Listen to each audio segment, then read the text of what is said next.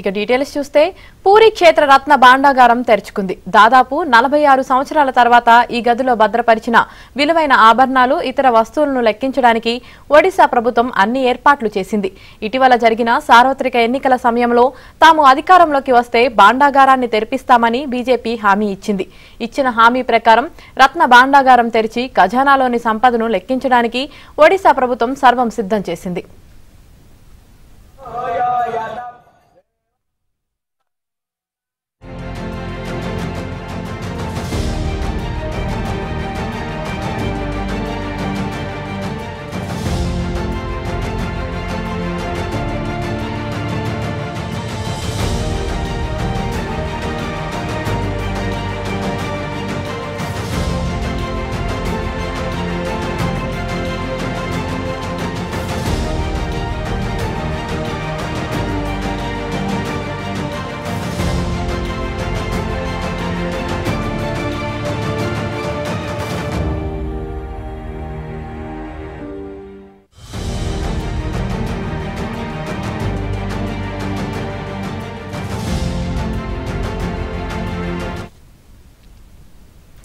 పూరీ క్షేత్ర రత్న భాండాగారం తెరుచుకుంది. దాదాపు 46 సంవత్సరాల తర్వాత ఈ గదిలో భద్రపరిచిన విలువైన ఆభరణాలు, ఇతర వస్తువులను లెక్కించడానికి ఒడిశా ప్రభుత్వం అన్ని ఏర్పాట్లు చేసింది. ఇటీవల జరిగిన సార్వత్రిక ఎన్నికల సమయంలో తాము అధికారంలోకి వస్తే భాండాగారాన్ని తెరిపిస్తామని బీజేపీ హామీ ఇచ్చింది.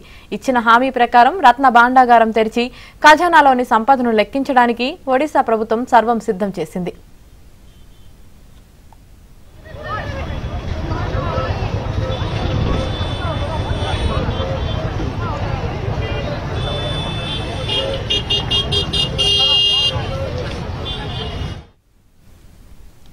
పూరీ జగన్నాథ్ నిధి లెక్కింపుపై దేశవ్యాప్తంగా తీవ్ర ఉత్కంఠ నెలకొంది.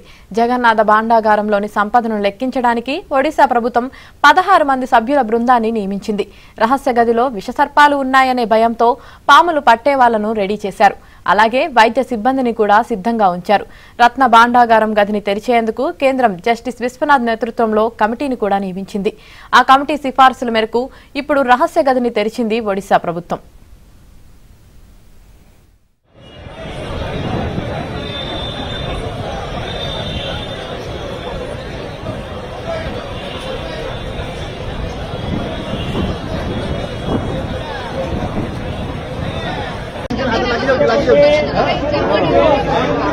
Sana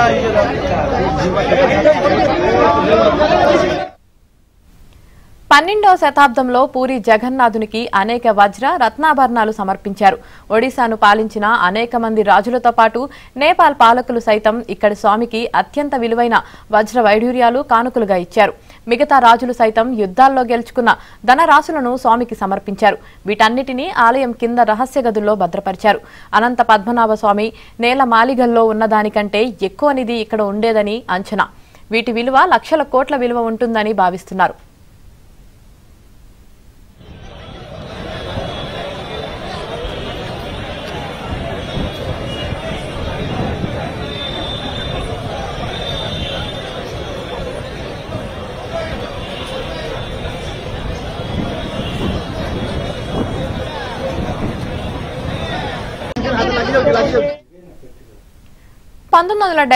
లో చివరిసారిగా రహస్య గదిని ఓపెన్ చేశారు.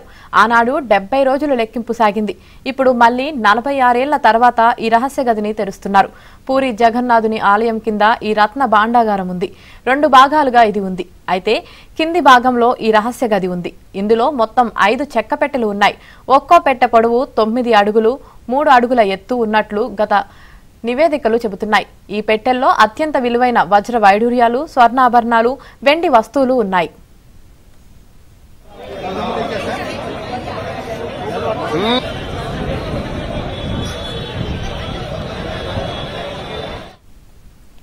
1805లో మొదటిసారి పూరీ జగన్నాథుని నిధి గురించి బాహ్య ప్రపంచానికి తెలిసింది.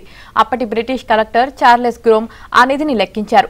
అప్పటి లెక్క ప్రకారం భాండాగారంలో రత్నాలు, మేలిమి బంగారం, వెండి వస్తువులు ఉన్నాయి. అందులో 64 వజ్రాభరణాలు, 128 బంగారు నాణేలు, 24 బంగారు కడ్డీలు, 1297 వెండి నాణేలు, 106 రాగి నాణేలు, 1333 రకాల వస్త్రాలు ఉన్నట్లు రిపోర్ట్ ఇచ్చారు చార్లెస్. ఆ తర్వాత 1950లో మరోసారి నిధిని లెక్కించారు. అప్పటి నివేదిక ప్రకారం బయట గదిలో 150 బంగారు ఆభరణాలు, లోపలి గదిలో 180 రకాల ఆభరణాలు, 146 వెండి వస్తువులు ఉన్నట్లు ప్రకటించారు.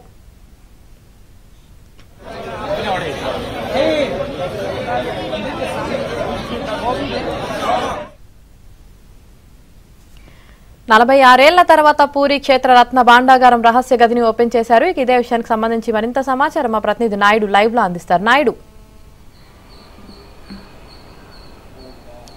యామని కొద్దిసేపు క్రితమే ఆల్రెడీ ఏదైతే పూరి జగన్నాథ స్వామి ఆలయంకి సంబంధించినటువంటి ద్వారాన్ని తెరిచారో అయితే ముందు 2 కీస్ మాత్రమే ఉన్నాయి. 3 కీస్ పెడితే కానీ ఓపెన్ అయ్యేటువంటి పరిస్థితి లేదు. దాంతో దాన్ని కట్ చేసి తీసినట్టు తెలుస్తుంది. సాధారణంగా దీనికి సంబంధించినటువంటి 3 కీస్, ఒకటి రాజ కుటుంబీకుల దగ్గర ఉంటుంది, ఒకటి ప్రధాన ఆలయంలో ఎవరున్నారో వాళ్ళ దగ్గర ఉంటుంది, మరొకటి ఎవరైతే ఇప్పుడు డిస్ట్రిక్ట్ అడ్మినిస్ట్రేషన్ ఉన్నారో వాళ్ళ దగ్గర ఉంటుంది. 3 కీస్ని పెట్టి తీస్తేనే అది వస్తుంది. దానికి సంబంధించి ఆ టీం ఒకవేళ రాకపోతే మాత్రం ఖచ్చితంగా కట్ చేయాలన్నారు. కట్ చేసి అది తీసినట్టు ప్రాథమికంగా సమాచారం తెలుస్తుంది. ఇప్పుడు ఆల్రెడీ అధికారుల బృందం ఎవరైతే 16 మంది బృందం ఆల్రెడీ లోపలికి వెళ్ళింది.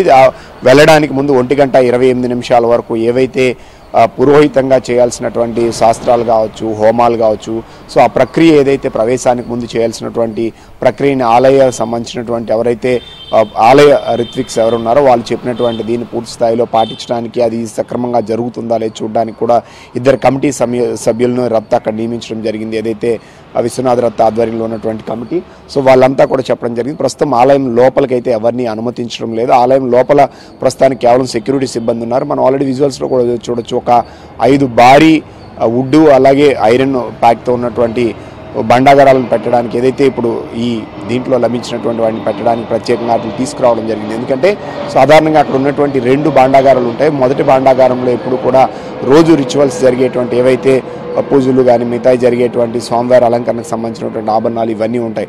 ఇవి ఎప్పటి నుంచి అంటే సుమారుగా 12వ శతాబ్దం నుంచి కూడా ముందు నుంచి కూడా ఎవరైతే తూర్పు గాంగ్స్ కానీ, చోళు కానీ, రకరకాల రాజవంశాలు ఈ ఈస్టర్న్ పార్ట్ని పాలించిన వాళ్ళందరూ కూడా స్వామివారికి ఆభరణాలు కావచ్చు, లేకపోతే కిరీటాలు కావచ్చు, వజ్ర వైటూర్యాలు కావచ్చు బహుకరించినటువంటి పరిస్థితి ఉంది. సో అవన్నీ కూడా అప్పటి నుంచి భద్రపరుస్తూ వస్తూ ఉన్నారు. సో వాటిని 1805లో ఒకసారి లెక్కించడం జరిగింది. అలాగే సో క్రమంగా అంటే ప్రతి 20-30 ఏళ్ళకి అలా లెక్కిస్తూ రావడం జరిగింది. 1950లో కూడా ఒకసారి లెక్కించినట్టు మనకు తెలుస్తుంది. ఆ తర్వాత 1978లో ఒకసారి లెక్కించారు. అప్పటి నుంచి ఇప్పటి వరకు కూడా లెక్కింపు ప్రక్రియ అనేది కొనసాగలేదు. అప్పటి నుంచి అలా తరచూ వాయిదా పడుతూ వస్తున్నటువంటి పరిస్థితి. అప్పుడు వేసినటువంటి కీస్ ఇప్పటికీ అలాగే ఉన్నాయి. సో అయితే ఆ కీస్ ఓపెన్ కాకపోవడంతో అవి కట్ చేసి తీసి లోపలికి వెళ్ళడం జరిగింది. అప్పటికి వెళ్ళినటువంటి టీంలో అయితే ఖచ్చితంగా ఇప్పుడు ఏంటంటే ఆలయ నిర్మాణ క్రమంలో చూస్తే, ఆర్కియలాజికల్ పరంగా చూస్తే ప్రతి ఆలయానికి కూడా ఖచ్చితంగా అండర్ పాస్ నుంచి అంటే ఇప్పుడు సర్పాలు కావచ్చు ఇలాంటివి రావడానికి వీలుగా ఉన్నటువంటి ఏర్పాట్లని అప్పుడు నిర్మాణ శైలిలో ప్రతి చోట, ఎందుకంటే ఎక్కడైతే భాండాగారాలు ఉంటాయో ఆ చోట ఖచ్చితంగా ఆ ఏర్పాట్లు ఉంటాయి. అంటే సాధారణంగా సర్పాలు కావచ్చు, విషసర్పాలు కావచ్చు, అవి నివాసాలకు అనుకువగా ఉండే విధంగా కూడా అండర్ గ్రౌండ్లో ఏదైతే ఉందో కింద ఆ భాండాగారాలు నిర్మిస్తారు. సో అందువలన ఎప్పుడైనా సరే నాగబంధం అంటారు. నాగబంధం బయట సింబల్లో నాగబంధం ఉన్నప్పుడు కూడా ఆ నాగబంధం అర్థం ఏంటంటే ఖచ్చితంగా ఇందులో సర్పాల నివాసాలకు అనుగుణంగా ఉండే విధంగా కూడా వాటిని అప్పుడు శిల్పులు వాటిని తీర్చిదిద్దుతారు. సో అదే తరహాలోనే అక్కడ వేసే బయట నాగబంధం కూడా, అందుకే అప్పుడు సైడ్లో కూడా డోర్స్ పైన నాగబంధం వేస్తారు, దానికి శాస్త్రోక్తంగా వేస్తారు. సో ఆ లోపలికి ఏంటంటే ఖచ్చితంగా టెంపరేచర్ కానీ మినిమం కానీ సో ఎలా ఉంటుంది, ఎలాంటి సౌండ్స్ కానీ ఇవి కానీ రాకుండా పూర్తి స్థాయిలో ఆలయ నిర్మాణంలోనే ఆ శైలి అనేది ప్రత్యేకంగా ఉంటుంది. అటు మనం చూసుకుంటే కేరళలో కావచ్చు, పద్మనాభ స్వామి ఆలయం కావచ్చు, ఇక్కడ కావచ్చు అదే శైలి అనేది ఇక్కడ ఉంటుంది.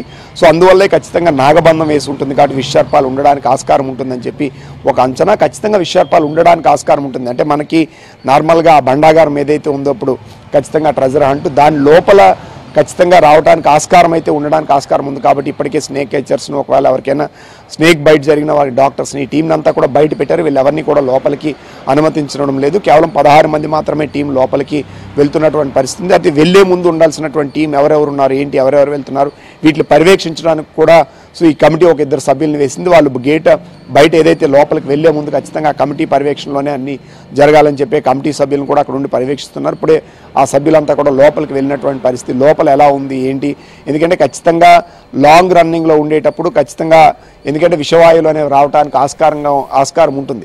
రెండో వైపు అటు నిర్మాణ శైలి కానీ ఇది కానీ ఖచ్చితంగా ఏంటంటే ఒక్కసారిగా ఓపెన్ చేస్తే లాంగ్ రన్లో ఉండేటప్పుడు ఆ పాయిజనస్ అనేది వస్తుంది. కాబట్టి దానికి సంబంధించినటువంటి ఏర్పాట్లు తీసుకున్నారు. ఇటు ఆర్కియలాజికల్ టీం తీసుకున్నారు, అటు అలాగే స్టేట్ డిజాస్టర్ మేనేజ్మెంట్ టీం సంబంధించిన సభ్యులను ప్రత్యేకంగా అక్కడ ఏర్పాటు చేయడం, ఆర్కియలాజికల్ టీంని ఏర్పాటు చేయడం జరిగింది. అలాగే మెటల్ టెస్టింగ్ సంబంధించి ప్రత్యేక టీంని ఏర్పాటు చేయింది.